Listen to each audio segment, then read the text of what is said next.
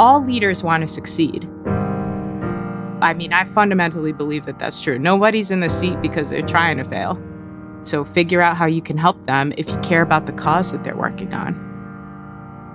Welcome to Giving Done Right, a show with everything you need to know to make an impact with your charitable giving. I'm Grace Nicolette. And I'm Phil Buchanan.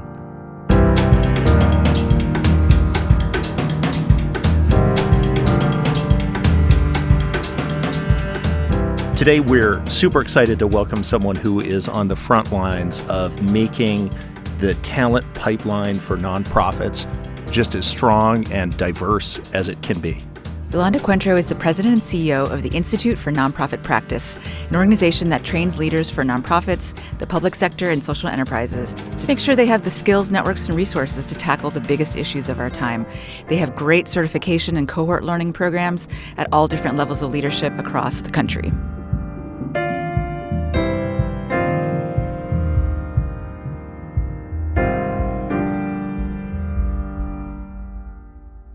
So, full disclosure that I serve on Yolanda's board of the Institute for Nonprofit Practice. Yolanda also serves on a advisory board for Center for Effective Philanthropy. Yolanda, welcome. So glad you're here. Welcome. Oh, thanks for having me. It's great to be with you guys. Yolanda, you're, as I have been able to see firsthand as a member of your board, incredibly talented. You could do any number of things. How did you come to this role? Tell us a bit about your story. Well, to not begin when I was just a small child, I'll fast track a little bit. We care. We care. In all seriousness, I ended up here, I think, through a set of serendipitous opportunities that really aligned for me and my values. I started as a community organizer out of graduate school. I went to school for social work and kind of quickly got into human services after learning about the ins and outs of organizing and also what made it really difficult to work within a small activist organization and some of what systems and such were missing that I wanted to learn about. So I went into a large human service organization, kind of the complete opposite of being a community organizer. And I grew up there. I rose the ranks, kind of moved into middle management as a professional. I was doing diversity consulting work. Back then, that's all it was, just the D. There wasn't any other letter associated with it. Right. And I had the opportunity as I was thinking about, how do you become a CEO? I felt like I hit a roadblock or a ceiling. I didn't have people in my networks and in my life who had risen to the top of leadership in any sector. I didn't have CEOs at my kitchen table. And so I went to the head of HR at the organization I was at the time, the Home for Little Wanderers. She was like, have you thought about grad school and going to get your MBA? And I was a little bit like, man, I'm an organizer and a social worker. Like, I have to go get my MBA. Like, I have something to offer, I think. I've been offering it. But also, how was I going to pull that off? The cost of graduate school. I had a young child, just had a baby. I needed to work full time. And I was like, that's just not in the cards for me right now. And she was like, well, I met this guy, Barry Dim, just last week. And he runs this kind of mini MBA program. Maybe you should go talk to him. And so the rest is history. Barry Dim's our founder. I met him. He enrolled me in the class. I took it. And it changed my career trajectory and really is what led me here. I felt completely indebted to this place, to this community, and just got involved right from the moment I graduated and have obviously stayed involved. I tell people, like, results not typical. If you come through our programs, not everybody gets to be the CEO, but it happened for me. That's great. Yeah. Let's actually go back even a bit further. Why community organizing? Why not investment banking or consulting? Like, there was an earlier choice you made about wanting to do work that contributed to making communities stronger, to making the world a better place. Can you give us a little insight into why that choice? I watched growing up how my parents struggled. Both of them immigrated to the US, we're learning English and trying to kind of navigate the work world and their local community and society. And times were tough for us. And I remember as a kid kind of watching the multitude of injustices that they faced. And I didn't really know how to make sense of it all at the time. What were the words? What was happening? I knew it was wrong. I knew I didn't want those things to happen to other people. But my mom had this opportunity through a good friend of hers to get me into this program called Brown Summer High School. It's at Brown University. And I grew up in Rhode Island. And so she sent me to this program. I got it for free. And I was like, oh my God, I have to go to school in the summer? That sounds like hell on earth. But I went. And I took this class, and it was called Whose Dream Is It Anyway? And I read The House on Mango Street in this class. And this little girl in this book, Esperanza, everything about her and the stories within that book by Sandra Cisneros resonated for me. And I realized what I wanted to do was to help people realize this American dream, to combat the things that I saw my own family face.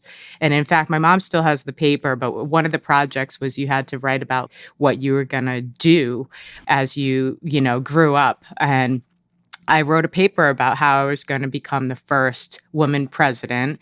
And, I was going to embody the values of Martin Luther King. And now I'm like, please hide that paper. No one should see it. That's amazing. But that's now where a few it people started. know about it. Yeah. Now a few people know about it, but you don't know where to find it. I'm just saying. That's amazing. Thank you so much for sharing that. I mean, one of the reasons why we wanted to have you on is because I think that sometimes donors don't really know how to think about the nonprofit sector, right? They might be familiar with the nonprofits that they themselves support, but what are nonprofits and how exactly does it all work? And your particular focus is on leadership in the nonprofits, and we really wanted to have you on to just pick your brain about the sector of nonprofits and also the leadership of nonprofits that they support. It's a great question because it's not the sexy topic, right? It doesn't pull at the heartstrings in the way that so many causes in the nonprofit space do. We're not feeding the hungry, housing those who are experiencing homelessness. And so it can feel really heady to a donor who really wants to understand what's their direct impact on the work through their giving. But I think the folks who understand our work and where it resonates, and it's probably similar for your work, they understand that investment in the people who lead is a leveraged investment, right? The first thing we say when an organization fails or they don't realize their goals and objectives for communities is that the leader failed. So if we believe that organizational success and community change requires a set of leaders who are effective, who are connected, who have values that we espouse to embody as a community and a country, then why wouldn't we invest in them? You make an investment in the programs, you make an investment in the people. I know folks like Rusty Stahl at Fund the People talk about that all the time.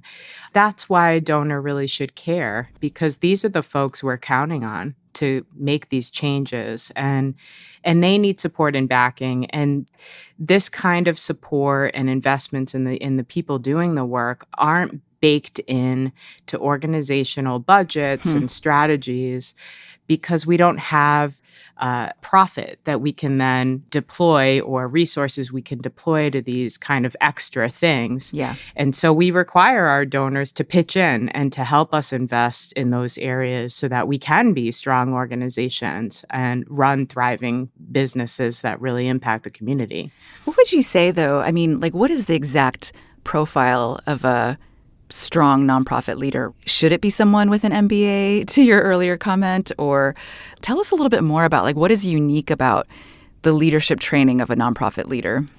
We have folks in our programs who have MBAs, and then we have folks in our programs who didn't go to college, and a wide array of people are represented in nonprofit leadership. And I do think what we often look for is content expertise or lived experience and the combination of the two things. And when to enter our sector, You might be a social worker like I was, or an organizer like I was in the beginning. You didn't have the business acumen, but you were great at your job. People kept promoting you, and you didn't get resources around training or executive coaching or any of these things. You didn't know how to actually set up a budget or put together a marketing plan. But there you were, because you were talented. You got the work. You connected with the people that you served in ways that no one else could. But maybe you didn't have the business acumen, or you didn't know all of the different tools and resources you could access to run your organization. And I think that's where places like us come in, because we want to invest in and deeply value the people who are coming into the work, who deeply get the work. Their values aligned, they have the experience and the content expertise on what it takes to create social change. And so what if they don't know how to yet build a budget, and they didn't take finance in undergrad?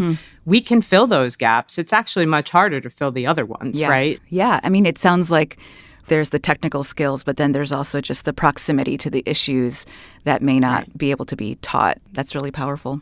If it were the case that all you needed to lead a nonprofit was, what you learn in business school, then I suppose we wouldn't need places like INP. But I remember being a few years out of business school on a panel at the business school I went to with a nonprofit leader who was asserting to a group of pretty confident, maybe a bit overconfident MBA students that everything that they were learning in this business school was going to set them up to be a great nonprofit leader. And I said, that's a crock, actually, because you learn how to measure performance by looking at the financial statements in business school. You don't learn the really challenging realities of how hard it can be to assess performance when you're a nonprofit working on a complicated issue. You learn about strategy in business school from the standpoint of competitive dynamics and strategy being particular to a company. In the nonprofit world, strategies actually have to be shared, and there's collaborative dynamics instead of competitive dynamics. So many things are different. And if I've said it once, I've said it 100 times, and I've probably said it 1,000 times. I really believe that leading a nonprofit takes everything it takes to lead an equivalent-sized business and a bunch more. It's a harder job, not an easier job, which is why I think what you do, Yolanda, and what INP does is so important. And I'm curious if you could bring that to life for us a little bit. Tell us about somebody, a leader who went through one of your programs and how it affected them, and how it ultimately shows up in terms of the work in communities. On your point of this being business school and then some, and the sum being so significant around the complexity of running organizations in this field, I just want to kind of double down on that. I've heard you say that very point in other contexts, and I think it's important for folks to understand that. So, it's part of the reason why the way we've modeled our work is that we have leaders who are practicing in the field teach the leaders who come through our programs. And we don't have, academics or folks who are just kind of professional facilitators running our programs, because the real work is on the ground. The learning is on the ground. The magic of our programs, unlike when you go to school, is that you're with a bunch of people who are already in the work, in the sector, with the messiness, and they're teaching each other ultimately, and they're each other's lifelong connections. And I think that's what we see, on a larger scale or kind of a community scale. It's the feeling of never being alone when you enter a room, whether it's with funders where you might be the only person of color, and then you're like, wait, there's an INP friend, I see them. Or it's in big networking events where you're like, man, where are my people? If you've gone through INP, you probably have some of your people in there. And I think, Phil, you've probably seen that in some of our collective rooms. And so I think at the community level, that sense of belonging and network building and power building because you're in the work with others is priceless. And then on the personal level, there are so many stories of folks who've come through the program and gotten promoted, or they've come through the program and really learned how to set up their budgets strategically, not only for the current year, but the next. And so they have a healthy financial outcome in their next fiscal year. We had a student who went to a CEO job interview, and there was another friend that she met through the network who was the other candidate, and they accidentally ran into each other. And what's amazing is both women of color, in the end, they were like, I hope you get it, to each other. One of them got it. The other one showed up at her welcome party and also got another CEO role. And so that's the thing, too, when you know the humans that you lead with, you disrupt the competition that we often feel with each other. You lift each other up. And I think in such a polarized and divisive context that we're all working within, you know, politically, but also within our own work. And as we engage in trying to work with funders and philanthropy, that happens so much where we don't see each other's humanity and we compete. And so, you know, I was just with a group of other leaders who have life experience in being in prison and being incarcerated. And they've all run different organizations now or launched their own thing. And they're sitting in the room thinking, like, how do we work together? And can we? Do we have to compete, or how could we approach funders together? And so when I see all of that happening, just because we're creating the spaces, I love when people are like, yes, I know how to like write a marketing plan or institute a diversity and inclusion strategy and implement that into my organization. Love that. But then where we can like really break down these like polarized and broken relationships, that's where I think you can't do that without intentional spaces. And we need that right now. That's so powerful. What would you say, like, for donors who have been working with nonprofits for a long time or even identifying new projects? Like, what do they look for in a nonprofit leader to know that this is a strong leader for the organization? The criteria could be different that we should be thinking about these local leaders who are close to their issues. So give us some advice for donors who, if they're not already proximate to these communities, it may be hard for them to assess, is this leader doing a good job? Yeah, it's a tricky question because what constitutes a good job can vary, right? Organization to organization or cause to cause.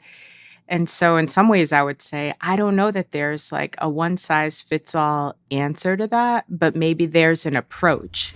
At INP, we kind of train everybody in appreciative inquiry. And it's this approach around like asking questions that start not with like, where are the problems and where are the challenges, but where are the possibilities and where are the bright spots and what are you learning from what's going well? And then, of course, it's not in the absence of understanding like, where might you be struggling that I can help? But I think the approach is, you know, a leader's successful or that you can kind of trust and count on them if you build a relationship with them and you hear their responses and you watch them in the work. And maybe you can actually visit their program and hear from the people being served. But I think it really depends on the type of organization. And I know that's not a particularly helpful answer, but digging deep, like get to know the person, get to know the team, get to know the work, and try to do it in a way that doesn't overburden them, you know, give them a shot and see how it goes. See if they can share with you that your investment in them actually moved the needle somewhere. Right. It's not like there's like that one silver bullet, like it's not share price or like the bottom line. Yeah, it's exactly. You're not like, I read your 990, that looks good, check. You're on, you know, you got the gold seal of approval on Candid, check. You know, like it's not that easy, because I think you'll also meet leaders who maybe are struggling in particular areas of kind of managing the business, but their vision and their engagement with the community is like superior to anyone you'd ever meet. So maybe there's a way you could help invest in their capacity in those other areas. All leaders want to succeed. I mean, I fundamentally believe that that's true. Nobody's in the seat because they're trying to fail. They want to succeed. So figure out how you can help them if you care about the cause that they're working on.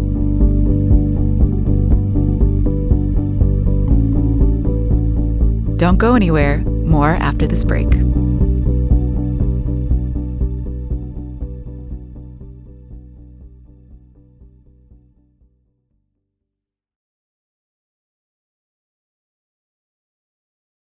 We know that burnout is a problem. We just put out a report at CEP earlier this year.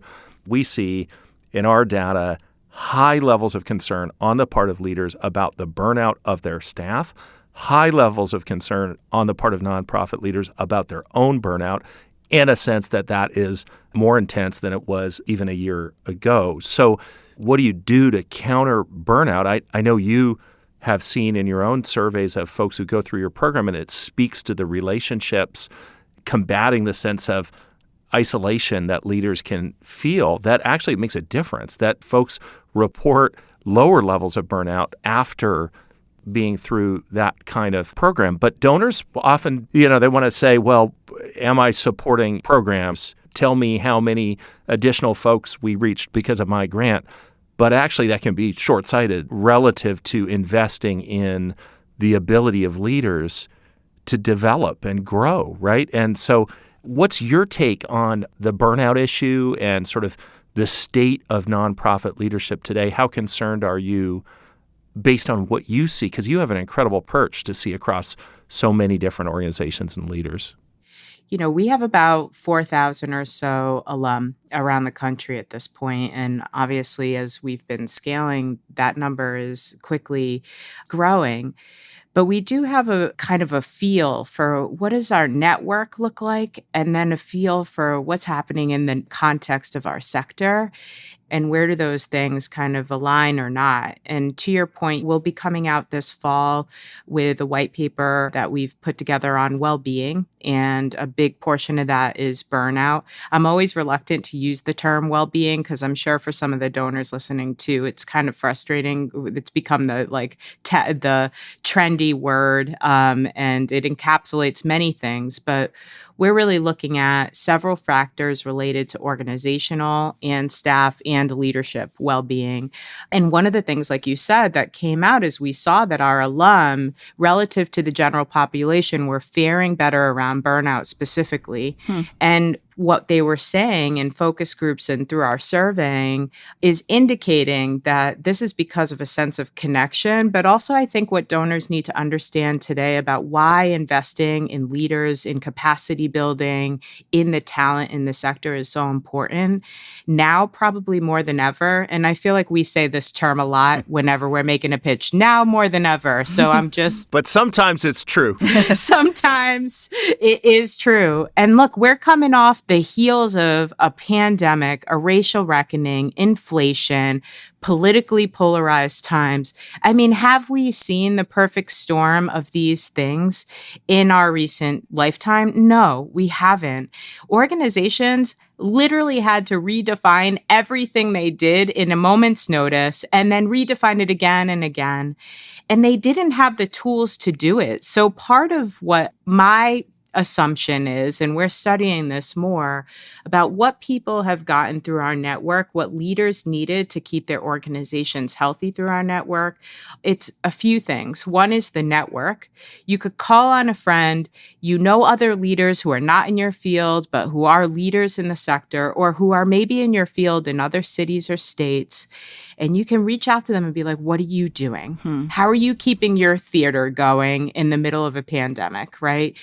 And you can get resources immediately on how to run the business. I mean, we were running things like how to get a PPP loan, how to work through a crisis and manage an emergency situation, how to create a contingency plan. I mean, all these things that like no one got at school because we weren't planning on a global pandemic and all that followed afterwards. And so I also think that people were burning out less because they had tools, they had a community, they had people to be with through this really challenging time. I mean, I remember groups of students in New York gathering and kind of moving through different topics. And they were talking also as we opened up those classes about how they had to go to work because they were feeding kids who needed lunches delivered to them because they wouldn't get fed because they were no longer going to school. And they were walking as they went to work by trucks filled with bodies. And they had to show up and they had to lead and they had to figure out what their business model was and how they weren't going to lose their staff, some of whom were becoming suicidal. I mean, so it's so complicated. So I think that's why, donors to be thinking now about these organizations and these leaders are in a place they've never been. And we have solutions to help them move through this time in ways that are flexible, adaptable, and timely and relevant. Not go get your MBA and learn that finance class, but actually right now, how are you going to navigate this new moment in time? Yeah. And I think that's why these investments are so important. Sometimes when we talk to donors, they have questions about like the capacity of a nonprofit to like do the work, right? And that's always like a very nebulous kind of concept, but real, right? Like the capacity to take the money and also grow or scale. How do you think about nonprofit capacity, and how can donors build the capacity of the leaders that they support? So capacity, it's another one of those words like well-being. It has many components, right? And it can mean different things at different times to organizations, but it could be building the capacity of an organization around a functional area. So maybe they need to strengthen and reinforce their fundraising shop. Maybe they need a new message or a new website.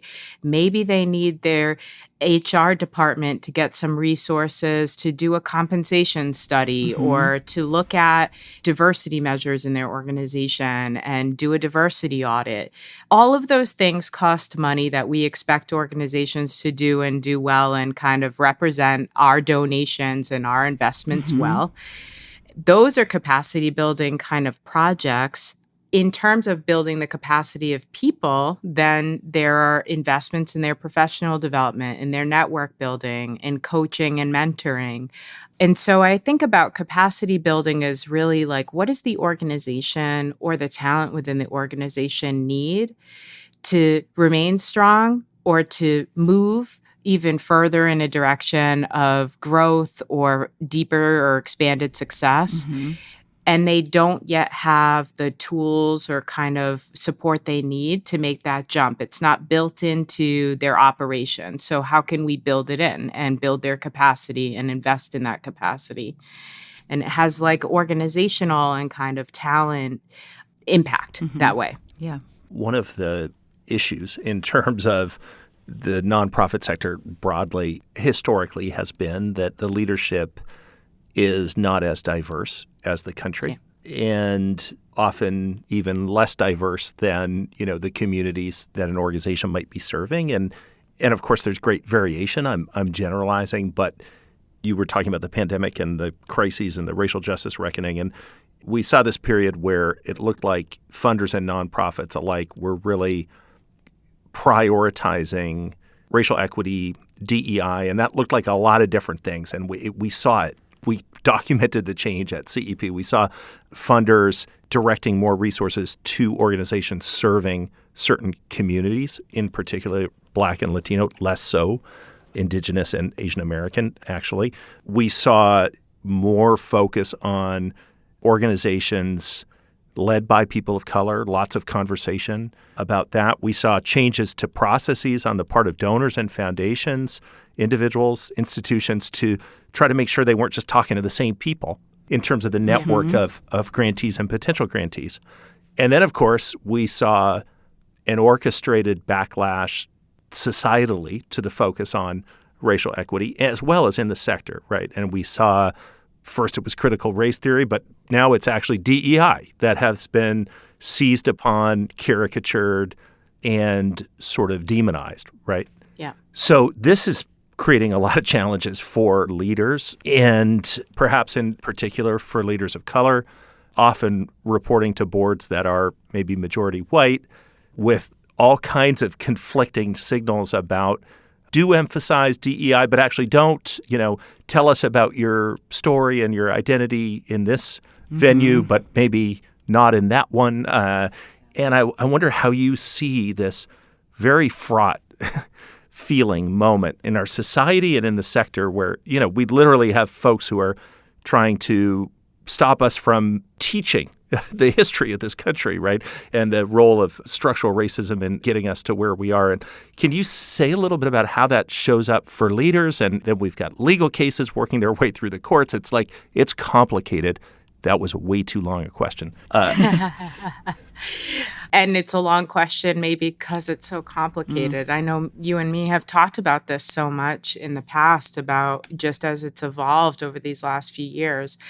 I remember when this was like not on the table at all. No one talked about race. Right. I mean, we always did. We were kind of, we were founded that way. We're going to diversify the sector, but we were always going to be inclusive of all races. And that was our founding. But I remember sitting in foundation meetings and different convenings and being like, everybody cares about diversity and inclusion, but we're not talking about race. So then the movement went into, let's start taking demographic data. And that was a push for like years. Then there was a racial reckoning.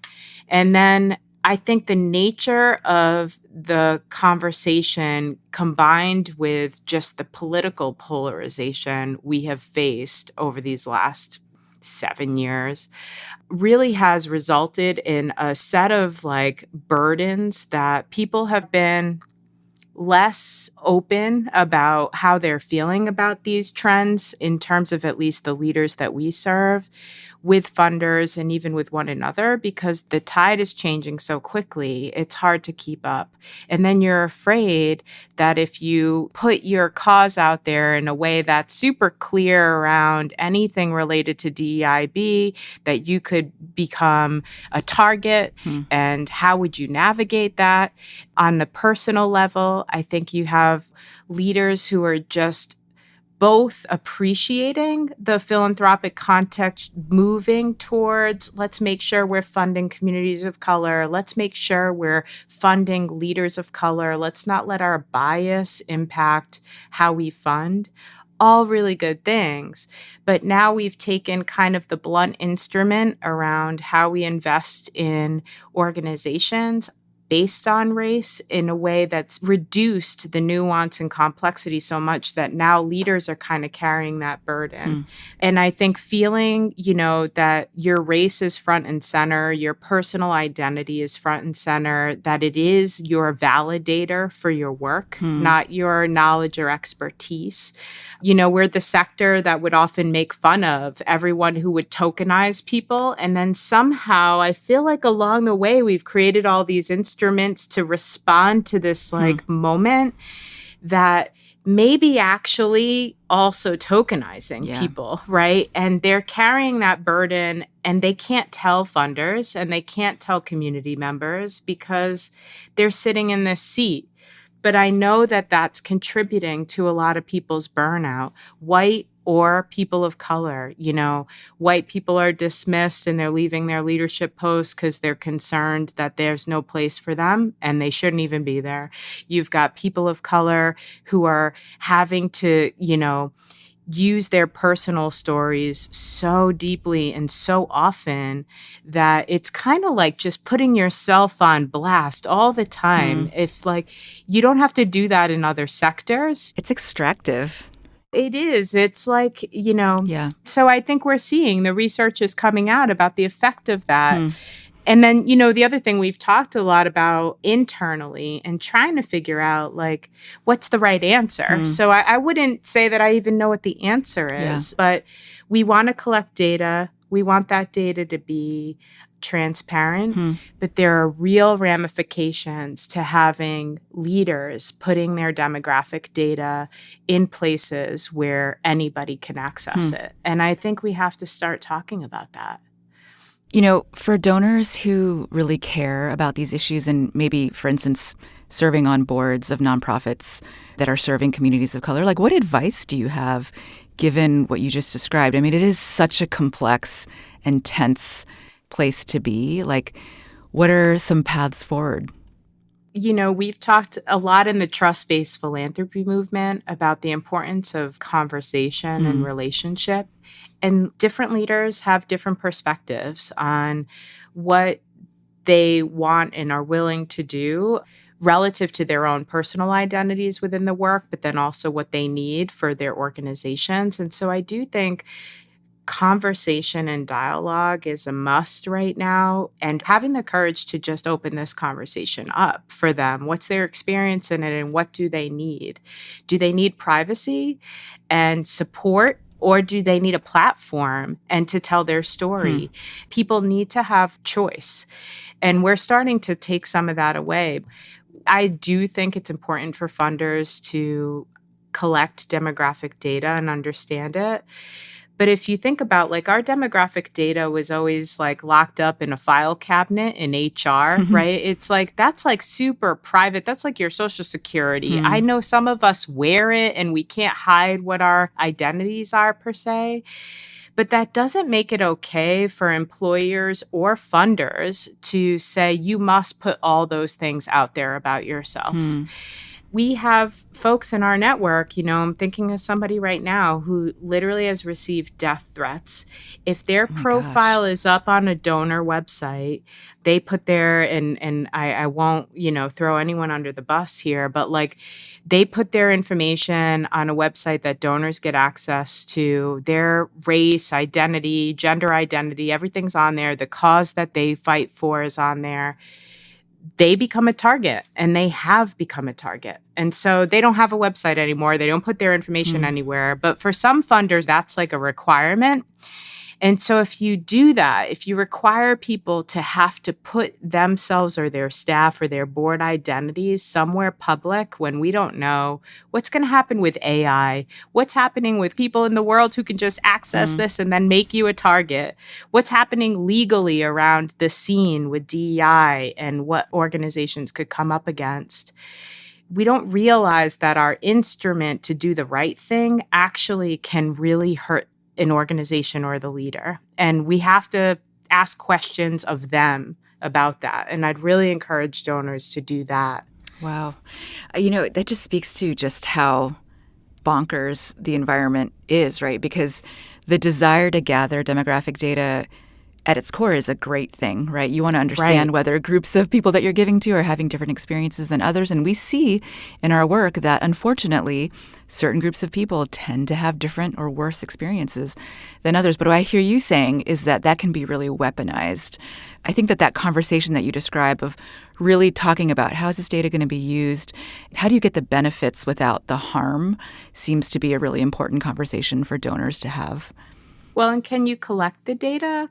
But think about how to do it differently. How do you learn and report on yourselves, but not make the grantee report on themselves to the world, right? So I think we tried to fast track it and be like, well, if all of philanthropy and all donors could have access to all data, maybe that would help people get funding. And maybe that'll help us drive philanthropy to the communities who need it the most, who've been historically marginalized.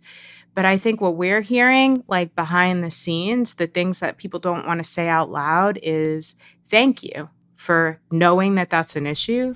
You need a better tool to do it, because I don't want to put myself, my safety, my staff's safety, their personal information, whether it's their social security, sock size, or their race or gender out there.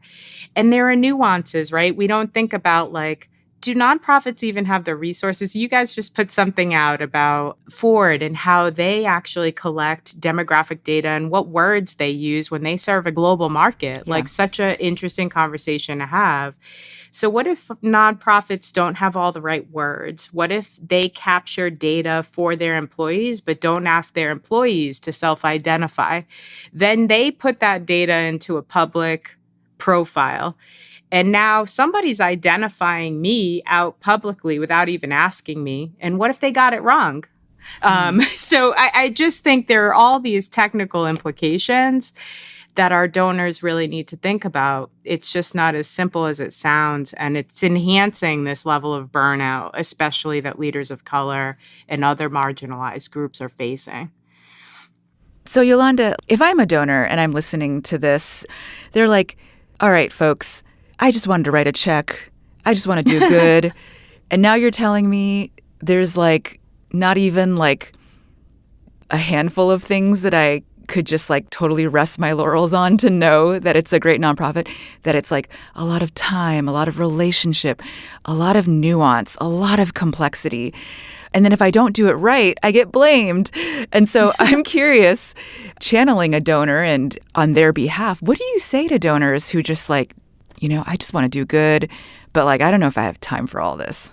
Good question. I think, what I would say, and, as somebody who really appreciates the trust-based philanthropy movement for the simplicity and the specificity of those practices, folks can check out the Trust-Based Philanthropy Project. I'm on their kind of group of advisors there as well, or ambassadors.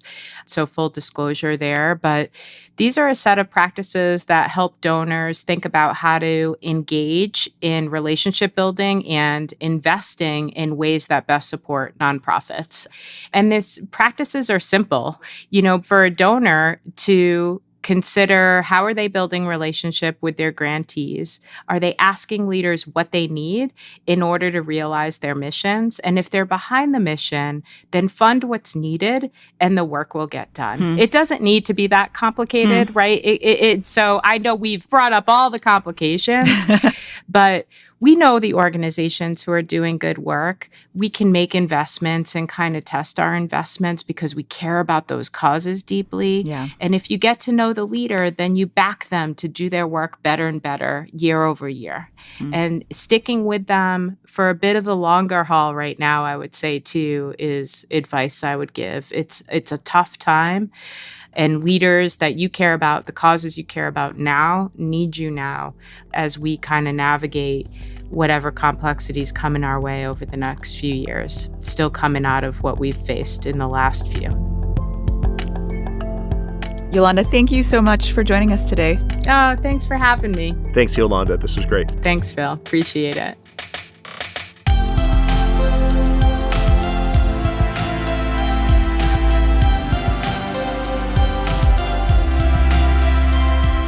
There are so many resources about effective giving on the Center for Effective Philanthropy's website, cep.org, as well as givingdoneright.org, where you'll find all our episodes and show notes. You can also send us a note at gdrpodcast@cep.org. We want to thank our sponsors who've made this season possible: the Fidelity Charitable Catalyst Fund, Fetzer Institute, the Walton Family Foundation, the John Templeton Foundation, Stupsky Foundation, Colorado Health Foundation, and Archstone Foundation.